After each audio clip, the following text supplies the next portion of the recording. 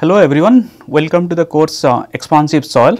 This will be the 16th lecture overall of this module 5 and it will be dealing with the swelling and shrinkage characteristics of expansive soil.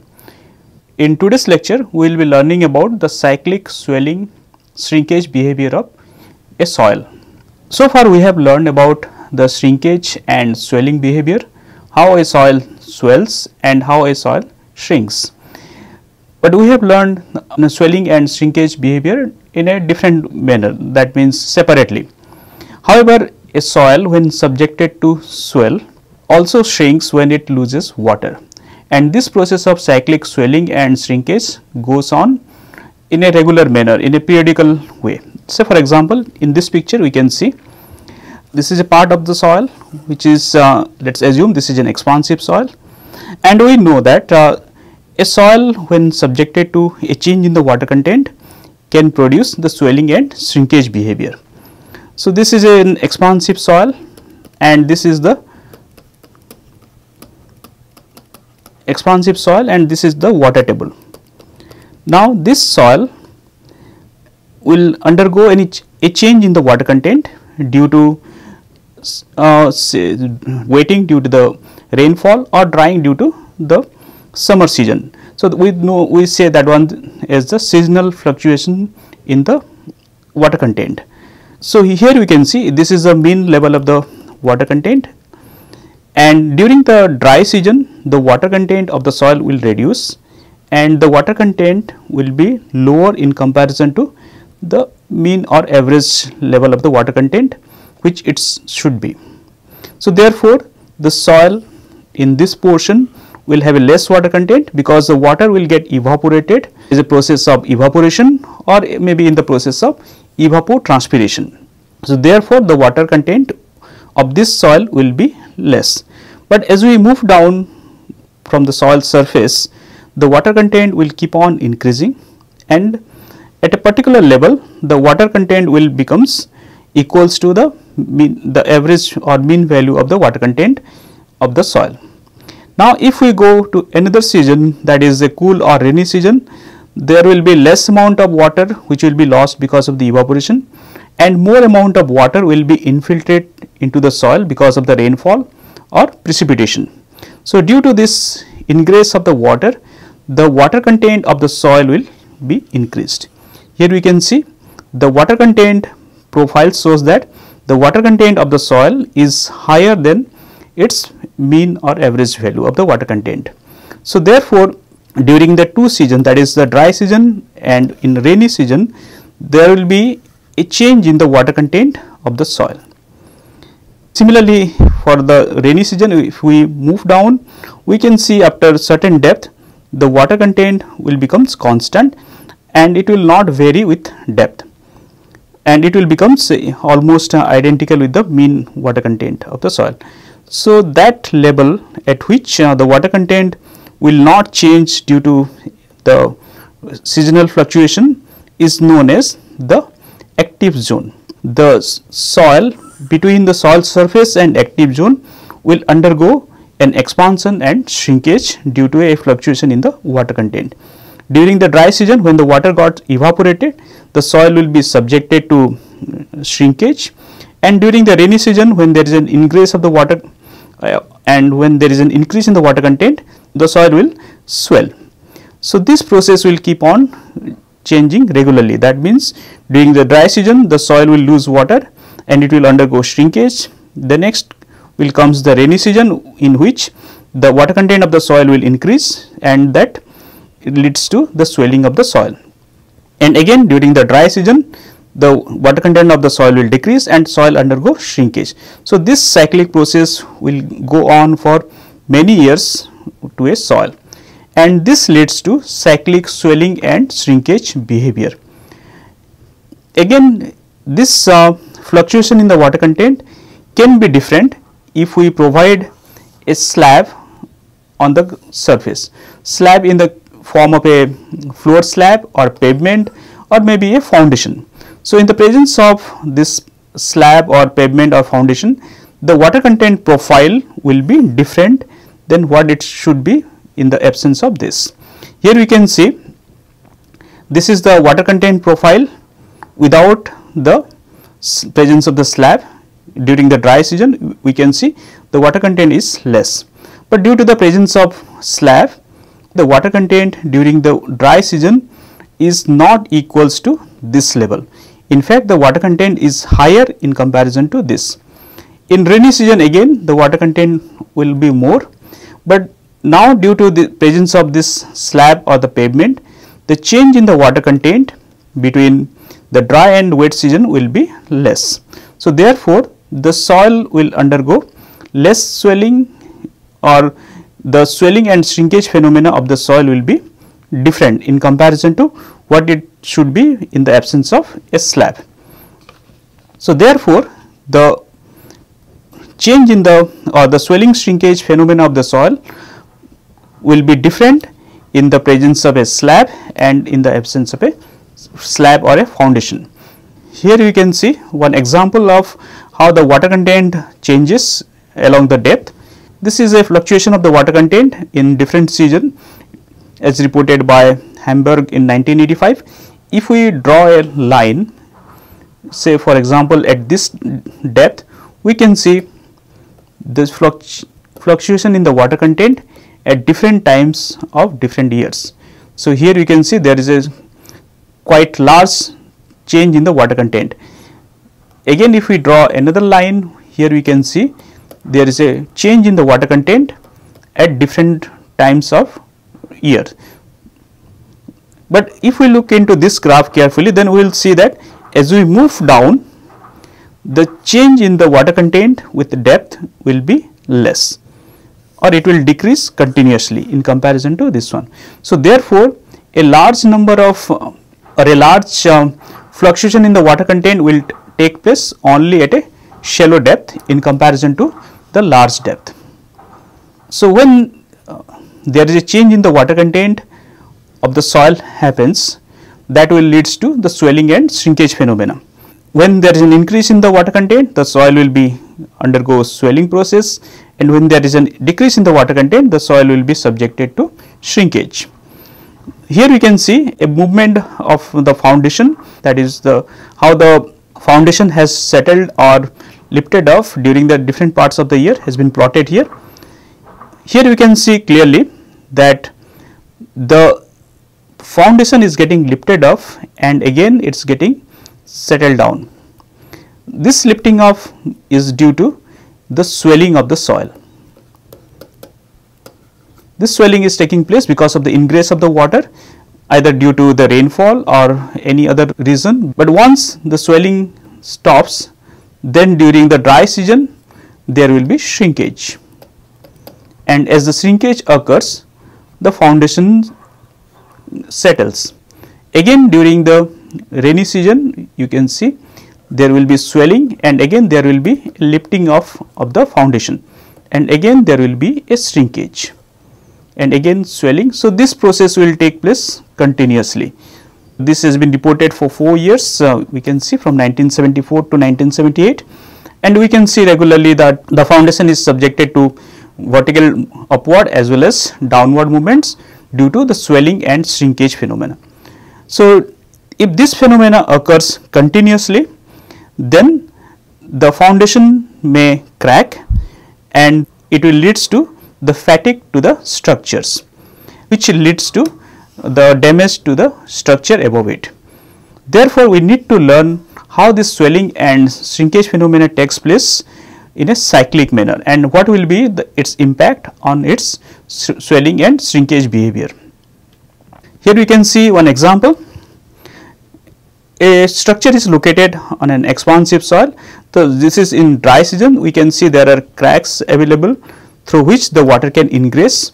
During the rainy season, there will be rainfall and the rainwater will ingress into this pore space, as a result of which this soil, the soil surrounding the foundation will swell. As the soil will swell, it will lift the foundation in the upward direction.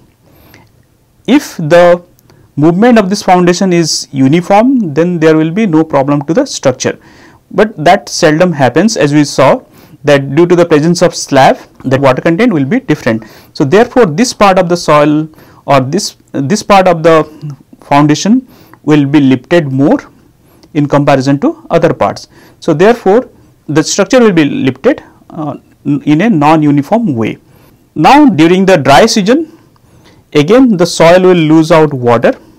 Here we can see due to the evaporation, and as the water is lost from the soil will shrink, and as a result of which this part of the structure will settle. So as the soil gets settled, this will give a non-uniform or differential settlement to the structure, and because of this the cracks will start to appear on the structure. So this process will goes on regularly.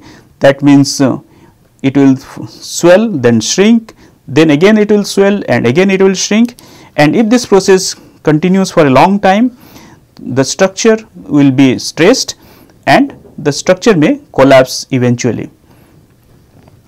Here we can see this is seasonal wetting. The structure is getting lifted off at this point because of the ingress of the water and the swelling of the soil surrounding this foundation. And during the dry season, as the water moves away, the water content will reduce, the soil will shrink.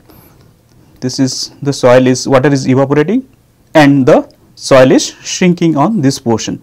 As the soil shrinks, the structure will be undergo settlement here, whereas at this portion it will be getting lifted off. So if this process is continues for a long period of time, then the structure will be under stress and it will collapse. The water from the soil not only lose because of this evaporation, it will also lose because of the presence of some large trees near to the structure. As we know that the root can goes deep inside to a soil, and this root can absorb moisture present next to the foundation. As the water is being moved away, the soil here will undergo shrinkage, and as a result of which there will be the shrinkage of the soil and the structure will get settled, and that will lead to the cracking on the foundation or on the structure. So this is how the evapotranspiration brings the shrinkage of the soil. So this swelling and shrinkage phenomena takes place quite regularly, and that brings damage to the structure. Here we will be learning how the shrinkage and swelling phenomena controls the swelling and shrinkage behavior of the soil. So first, going by the definition, by cyclic swelling it is meant that the soil specimen is wetted and allowed to swell, then dried to its initial water content, sometimes less than its water content, which we will explain later, at room temperature. That means the soil should be dried under the room temperature or due to the exposure to the sun, and then it will be wetted again to swell, and again it will be dried, and this process will go on regularly. So this is known as cyclic swelling and shrinkage of the soil.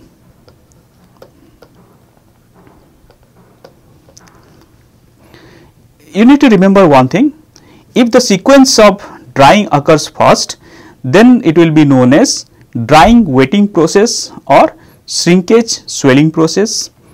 If the sequence of wetting occurs first, then it will be known as wetting drying process or swelling and shrinkage process. And because of this reversible manner, the swelling and shrinkage behavior may be different. Here we can see one example. Take an example of this soil. This is in the initial condition. Now what we will do is we add some water to it. So as we add water to the soil volume will increase. So that we say is the swelling stage.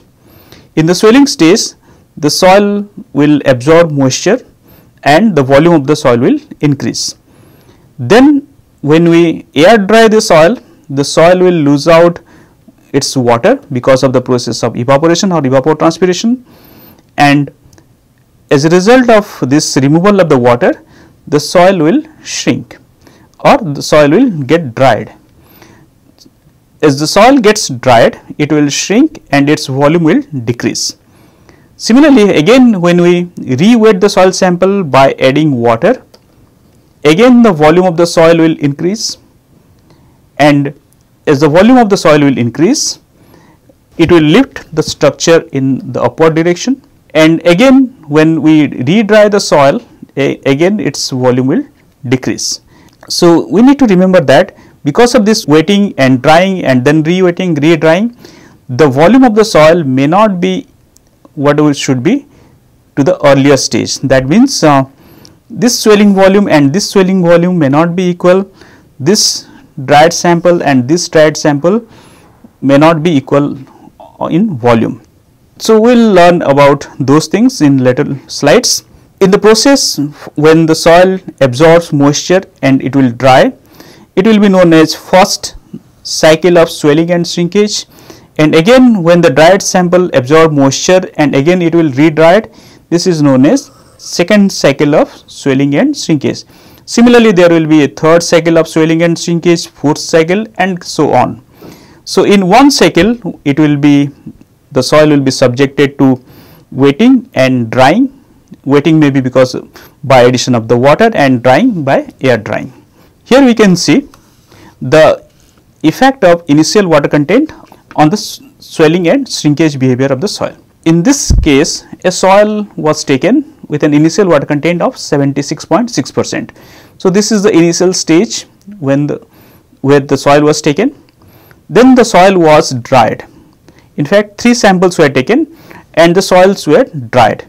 One sample was dried up to a water content of say 60%. Second sample was dried up to a water content say 35%, and third sample was dried up to water content of 0%. Then after drying the soil sample, it was allowed to swell. That means water was added to the soil such that the sample were swelled. Now, if we could see this thing, this graph, then we could see the swelling behavior are different for these 3 different soil. The soil which was dried up to 0% water content is swelling to a large value in comparison to the soil which has been shrunk to a lower water content.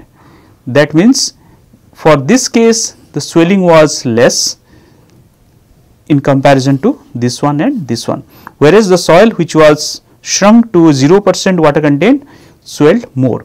Similarly, when we dried again the soil to 0% and when we re-wetted the soil sample, again the increase in the volume was quite high.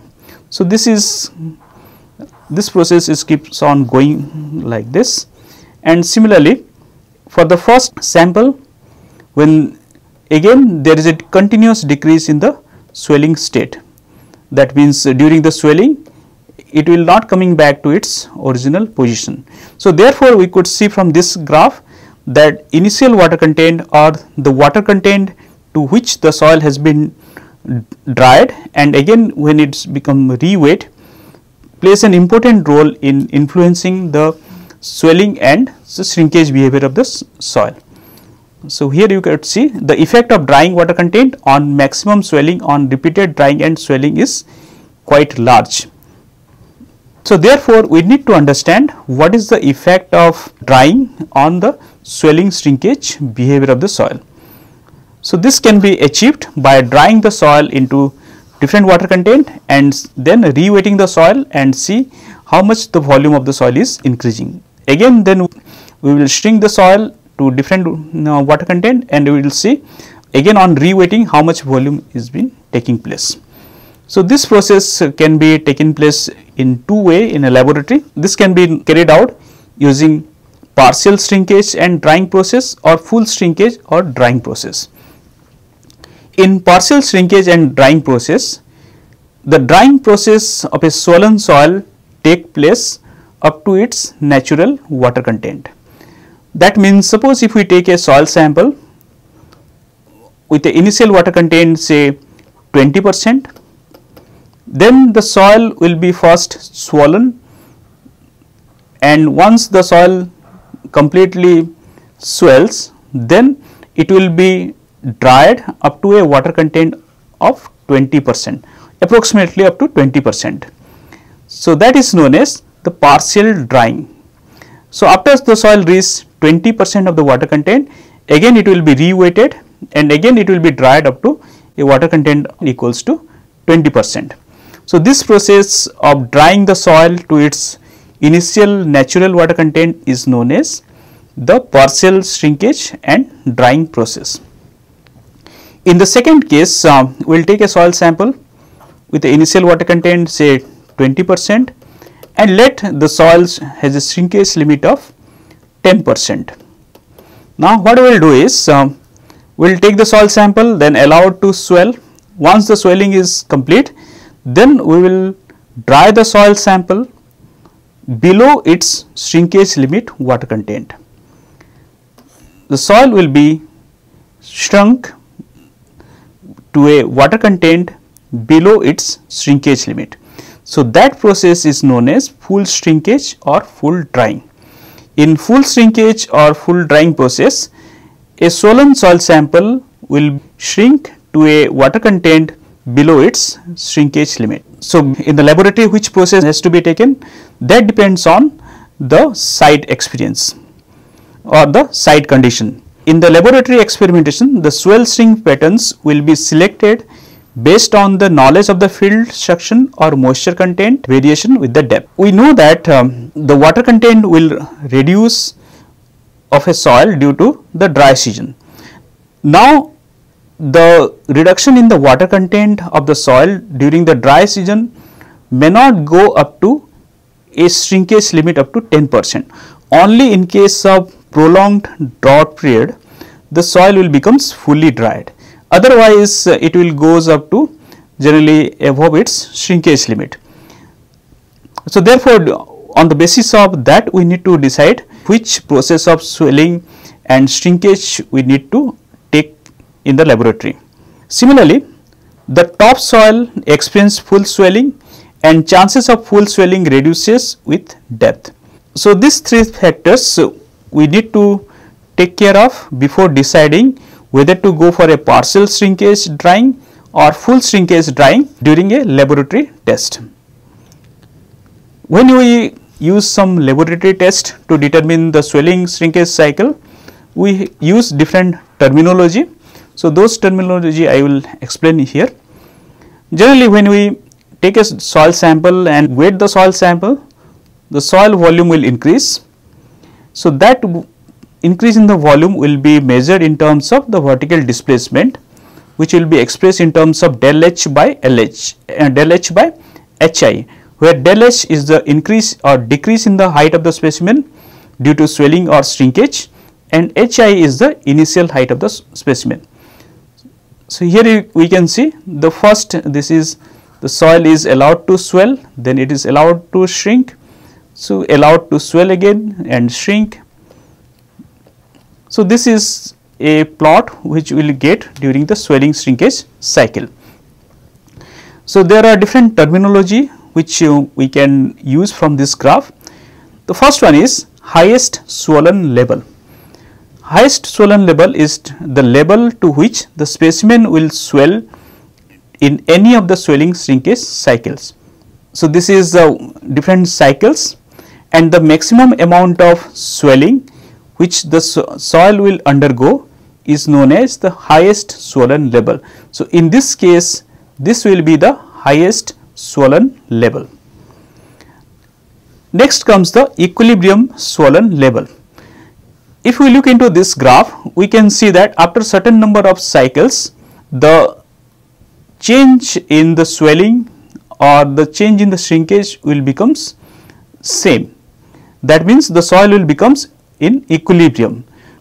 This equilibrium level during the swollen is known as equilibrium swelling level, or it is the swollen level recorded at the equilibrium state which usually occurs after few swell shrink cycle. This is the equilibrium stage and this is known as equilibrium swollen level.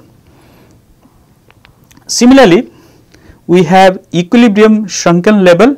It is the shrunken level of the specimen at equilibrium state which usually occurs after few swell shrink cycle. Similarly, this is the equilibrium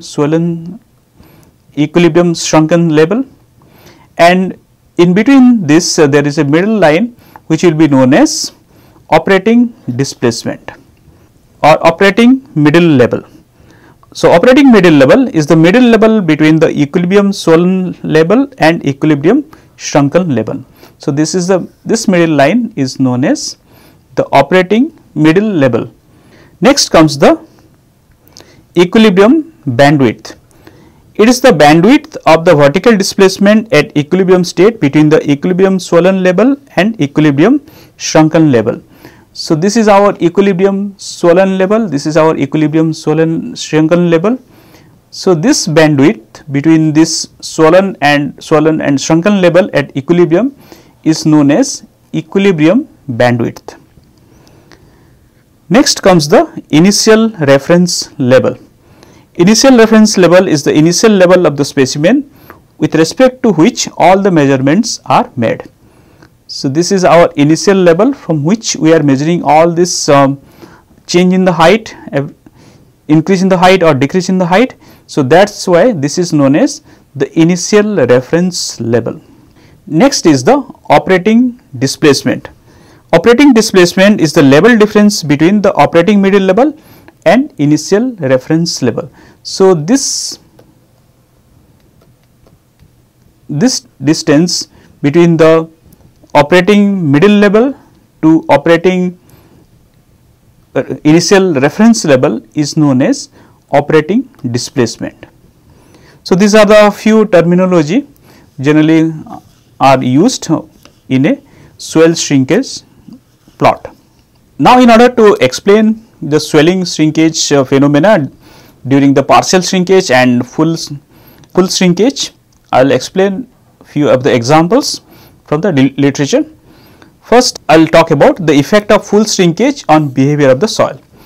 This has been taken from the paper Basma et al.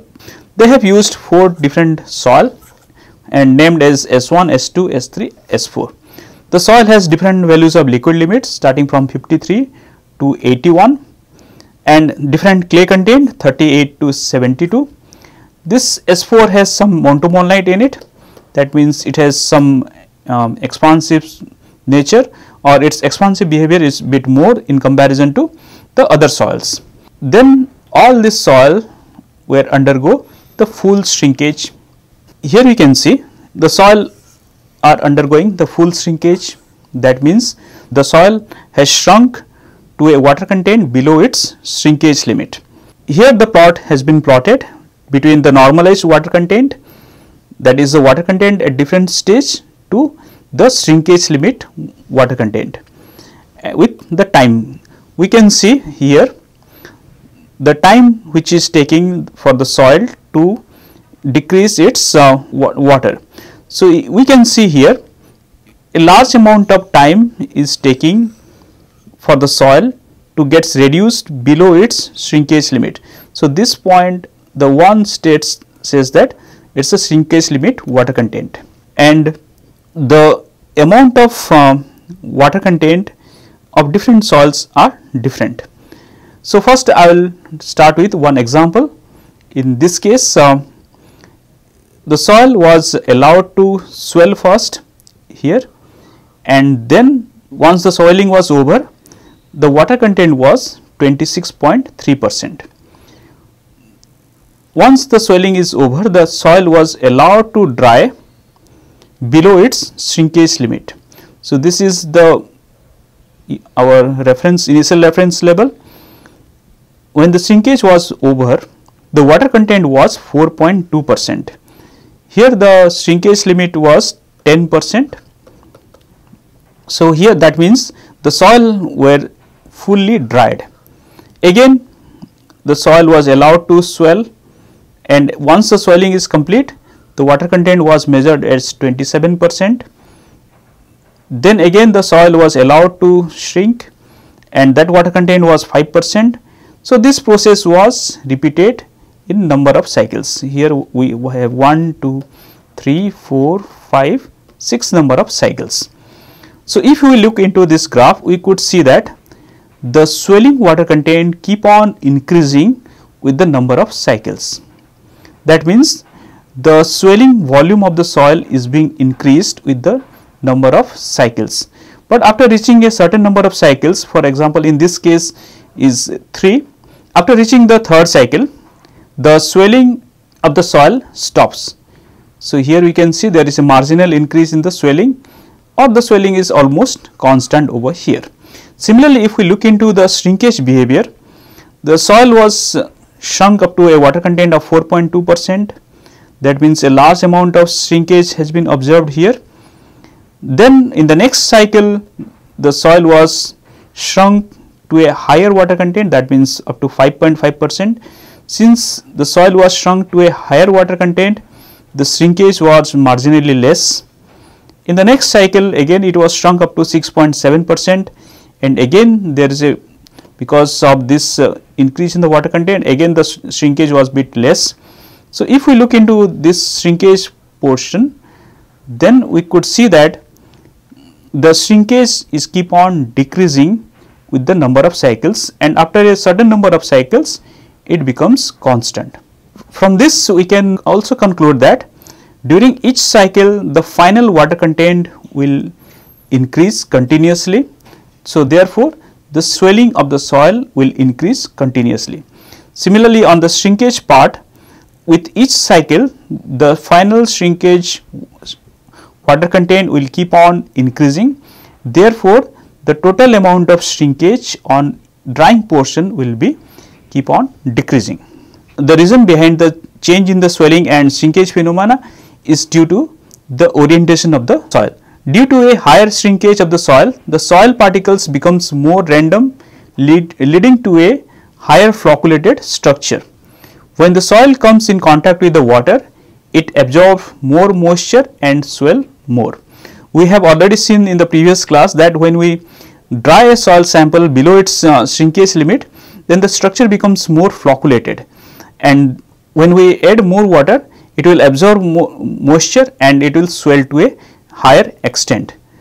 So, therefore, we can see when we are drying the soil sample below its shrinkage limit, the structure becomes more flocculated, and when on re-wetting, the volume of the soil is increasing.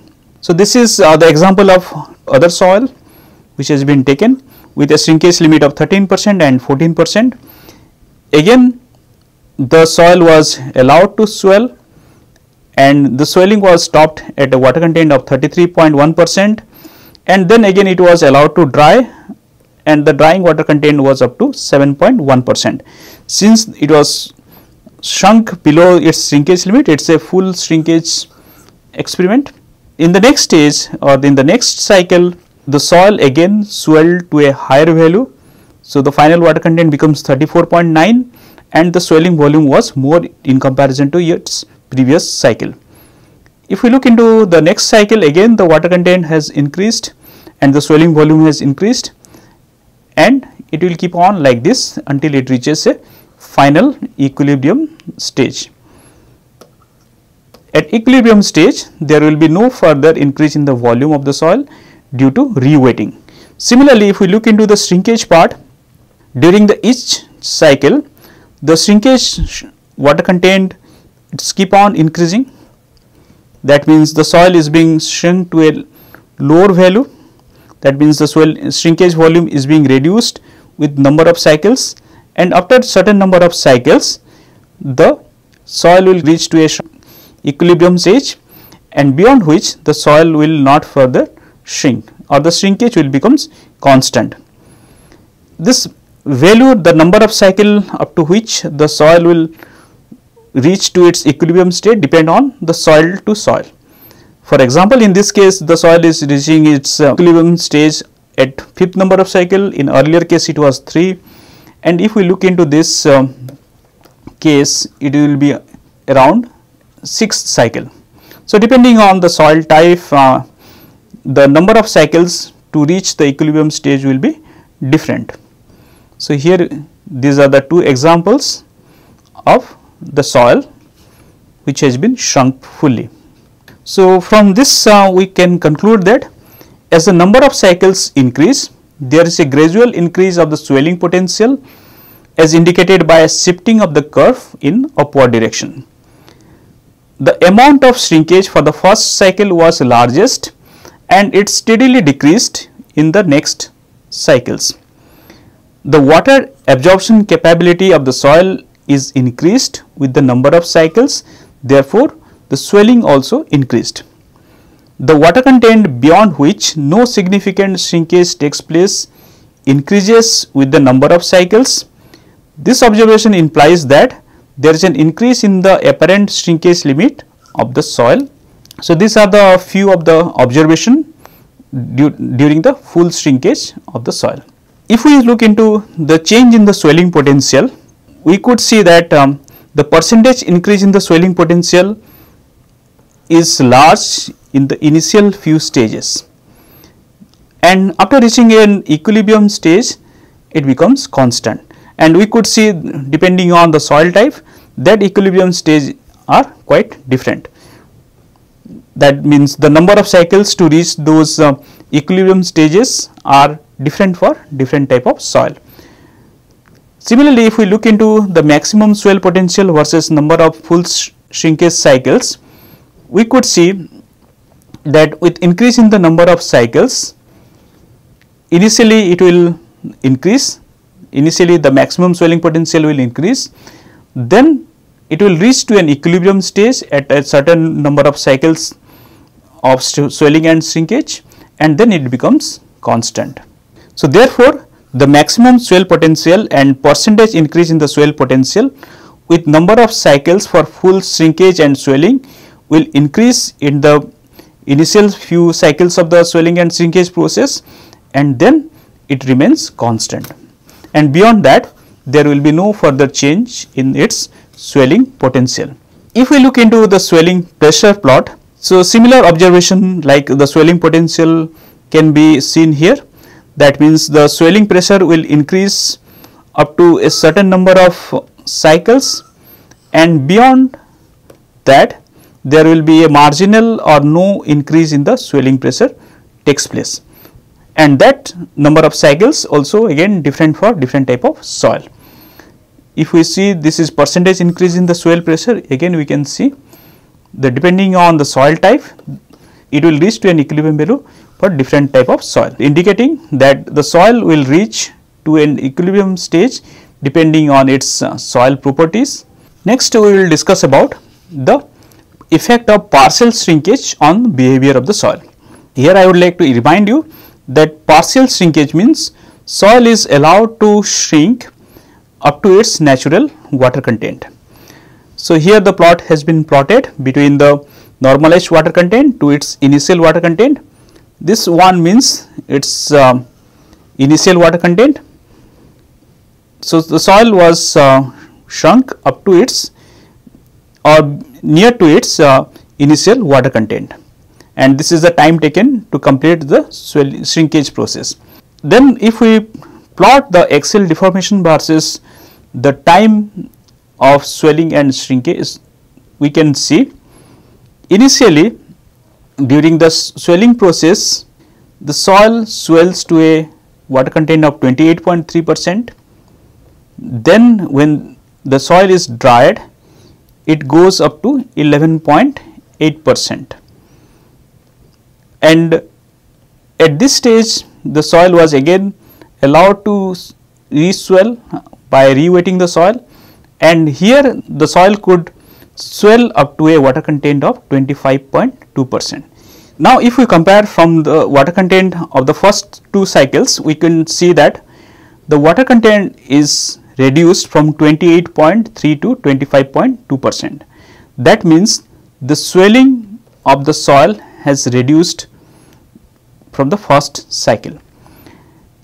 Then again when the soil is re-dried, then the water content becomes 11.4%, 11.8%, and again if we re-wet the soil the water content was 25.1%. So, that means after first cycle the soil got stabilized, whereas the shrinkage was also stabilized after the second cycle. But if we compare the partial shrinkage to the full shrinkage, we could see that in the full shrinkage, with the number of cycles, initially the swelling of the soil was higher than the previous cycle, but in this case the swelling has reduced. The swelling deformation has reduced from this portion to this portion, and subsequently it will remain constant for this soil. So therefore, this soil has reached its equilibrium stage after second cycle. Similarly, if we take for other two soils with a shrinkage limit 13% and 14%, we could see the similar behavior like the first one, where the soil initial water content gets reduced continuously with the number of cycles.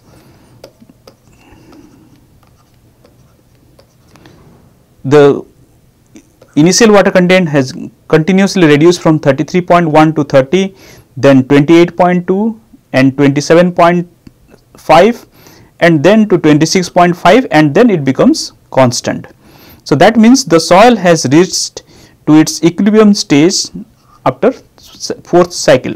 Similarly, if we look into the shrinkage part, the shrinkage water content keep on increasing. That means the shrinkage is keep on decreasing with the number of cycles, but after certain number of cycles, say third number of cycles, the shrinkage water content is remaining same. That means the shrinkage becoming constant after third number of cycles, or the soil has reached to its shrunk level at the end of third cycle. Similarly, for the other soil, we can see the soil is coming equilibrium after the third cycles, and again the water content keep on decreasing. That means the swelling of the soil, it keep on decreasing with the number of cycles, and the swelling becomes constant after the third number of cycles. Similarly, the shrinkage behavior can also be seen. If we compare with the percentage decrease in the swell potential and number of cycles, we could see that initially there is a steep decrease in the swelling potential with the number of cycles, and after reaching a certain number of cycles, which will vary from soil to soil, the percentage decrease in the swelling potential becomes constant, or soil has reached to its equilibrium stage. If we plot between maximum swell potential and number of wetting and full shrinkage cycle, number of this is partial shrinkage cycle, then we could see that after certain number of cycles, the maximum swelling potential becomes constant, and again depending on the soil to soil, the number of cycles will vary. So this is a plot between the percentage decrease in the swelling pressure and the number of cycles. Again we could see with increase in the number of cycles, the percentage decrease in the swelling pressure will be different, and after reaching a certain number of cycles, the soil will reach to an equilibrium stage, and after that a further re-swelling of the soil will not decrease its swelling pressure. Similarly, if we see the swelling pressure plot versus number of wetting and partial shrinkage cycle, then we could see that after certain number of cycles, then there will be no change or no decrease in the swelling pressure is taking place. So for this case, this is the second cycle, this is for the third cycle, depending from soil to soil, the number of cycles beyond which no further change in the swelling pressure taking place are different. So therefore we can conclude from this partial shrinkage that the swelling potential and swelling pressure decreases with increasing the number of cycles. Most reduction in the swelling occurred after the first few cycles. The soil's ability to absorb water upon wetting is reduced with the number of cycles. So these three, if you could compare with the complete full shrinkage, then we can see these are entirely different for partial shrinkage. Now, in this case, the change in the void ratio for different number of cycles for partial shrinkage and full shrinkage are shown in here. So, here we can see this is for S4 type of soil. We can see that due to this full shrinkage, the void ratio of the soil is increasing. Similarly, due to the partial shrinkage, the void ratio is decreasing. That means the soil has been decreasing in its volume. Similarly, for other three soils, we could see with the number of cycles for full shrinkage, with the number of cycles for the full shrinkage part, the void ratio is keeping on increasing after swelling, and for partial shrinkage it keep on decreasing. So, in this plot we can see that with each number of cycles for a partial shrinkage, the volume of the soil is decreasing, whereas for a full shrinkage the volume of the soil is increasing. And again, depending on soil to soil, the amount or the void ratio after each cycle will be different. In this plot, it has been shown the effect of overburden load or surcharge load on this vertical deformation of the soil with number of cycles. In this case, two load was taken, 6.25 kPa and 50 kPa. So, if we could see the swelling shrinkage behavior, and if you could see the bandwidth here, then soil subjected to a lower pressure, the bandwidth will be higher. That means the difference between the swelling and shrinkage height will be higher. Similarly, if we compare with a higher surcharge load, this bandwidth is bit lower. That means with the increase in the surcharge load, the effect due to this cyclic swelling and shrinkage behavior of the soil will be decreased. This plot shows the effect of initial condition on cyclic swelling and shrinkage behavior of the soil. Three soil samples were taken. In this case, the water content and the water content and the dry density was varied. The soil was compacted at a water content of 21% and dry density of 17.05%. Here the water content was fixed, but it was compacted to a lower density. Similarly, in this case, the density was kept constant and the water content was increased. Here we can see that soil compacted to a higher density is swelling more in comparison to soil compacted to a low density. So, this two we can see the water content is identical, but the densities are different. Therefore, this soil is swelling to a higher value in comparison to this, and the equilibrium bandwidth for soil compacted to a higher density is 14.77, and for this other sample for which it was compacted to a lower density is 14.47%. So, therefore, it is marginally higher in comparison to the soil compacted to a lower density. But if we compare with the change in the volume at the initial stage, we could see soil compacted to a higher density will swell to a higher value. Similarly, if we take to the soil which is compacted at a higher water content, then we can see the swelling of that soil is less and the shrinkage for that soil will be more. So, if we compare with this and this, we can see there is a decrease in the swelling, but there is an increase in the swelling for the soil which is compacted at a higher water content. But again the equilibrium bandwidth will be around 14.39%. So, almost identical. But if we look into all the individual plots, then we can see the swelling and shrinkage will be different for these three different soils. So, here you can conclude that if a soil is compacted at a higher density, then its swelling will be more and its shrinkage will be less.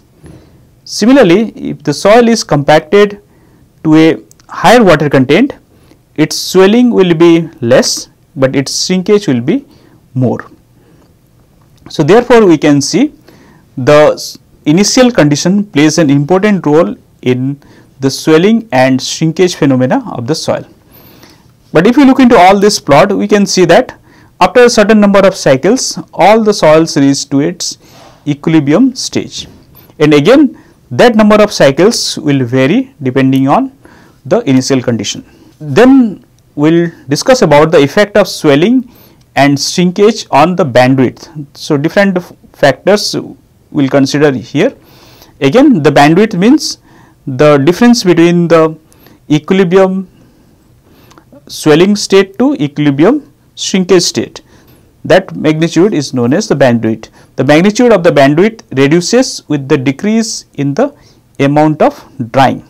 So, bandwidth can be defined as the vertical movement between the swelling and the shrinkage in the successive stage at equilibrium is known as the bandwidth of the soil. First, we will see the effect of liquid limit on bandwidth. 3 soils were taken, one with a liquid limit of 103%, one with a liquid limit of 75%, another is 64%, and the soil were compacted for a water content between 13 to 38%, 10 to 38%, 19 to 32%. And if we plot the equilibrium bandwidth for all the soils, we can see that soil with a higher liquid limit will have a higher bandwidth in comparison to the soil with low liquid limit. But if we compare with the compacted density, then we could see for all the soil the effect of density on the bandwidth is remain less. Therefore, we can conclude over here that soil with a higher liquid limit will have a higher bandwidth and it will have a more impact on the bandwidth of a soil, and this bandwidth will be depending on the liquid limit and it will be independent of the initial compaction condition, that is initial density or its initial water content. Then here we will compare the effect of surcharge load on the bandwidth. Here we could see that with the decrease in the load, the bandwidth is increasing. So, if we consider for the same soil, but at different load, we can see the soil subjected to 6.25 kPa has a highest equilibrium bandwidth in comparison to soil subjected to 200 kPa. Similar trend was observed for soil at different liquid limit, and also we can see with the increase in the liquid limit, this increase in the bandwidth is also increasing. So, from this graph we can conclude that the equilibrium bandwidth is decreasing with the increase in the surcharge load.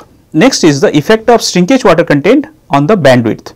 The soil has shrunk to different water content, 0% water content, then 13% water content and 20% water content, and here we can see that this is for 0% water content, this is for 13% and this is for 20% water content. And if we compare here, then the soil which has shrunk to a higher water content has a lower value of bandwidth. Soil compacted or the soil shrunk to a lower value of water content has a higher value of bandwidth. So, therefore, we can see the magnitude of the bandwidth is influenced by the amount of drying allowed during the each shrinkage cycles, and soil shrunk to a lower value of water content will have a higher value of bandwidth. Next, we will discuss about the reversibility of swelling and shrinkage. That means what will happen if suppose full swelling and full shrinkage stage followed by the full swelling and partial shrinkage, and that again will be followed by the full swelling full shrinkage, and again it will be followed by the full swelling and partial shrinkage state. Here in the example you can see the soil is subjected to first a full swelling and full shrinkage process. During this full swelling and full shrinkage process, initially there will be increase in the vertical deformation, and with the number of cycles that will get stabilized and it will reach to an equilibrium over here. Once it reached to an equilibrium, the soil was subjected to a full swelling and partial shrinkage. During this stage, the soil were allowed to dry partially. In this case, the soil was allowed to shrunk up to a water content of 4.5%, but in this case it was shrunk up to 28.2%. So here we could see after a few number of cycles the soil will get stabilized. Then again the soil was undergone a full swelling and full shrinkage process, and after reaching the equilibrium again it was undergone full swelling and partial shrinkage process. Now if we look into this graph, we can see that due to the full swelling and partial shrinkage, there is no impact on the bandwidth of this soil. That means because of this there is no change in the bandwidth. So bandwidth is remaining constant at 14.4% even at this stage. Similarly, for full swelling and partial shrinkage, again there is no change in the bandwidth and it is remaining constant at 4.4%. So here we can conclude that the swelling and shrinkage are not reversible process during the initial cycles, and after equilibrium state is reached and equilibrium bandwidth of the movement is established, the swelling and shrinkage becomes a reversible process. That means whatever bandwidth we have achieved here, that will be achieved in the second full swelling and full shrinkage process. Similarly, whatever the bandwidth achieved in the full swelling and partial shrinkage state, that also achieved in the second stage of full swelling and partial shrinkage process.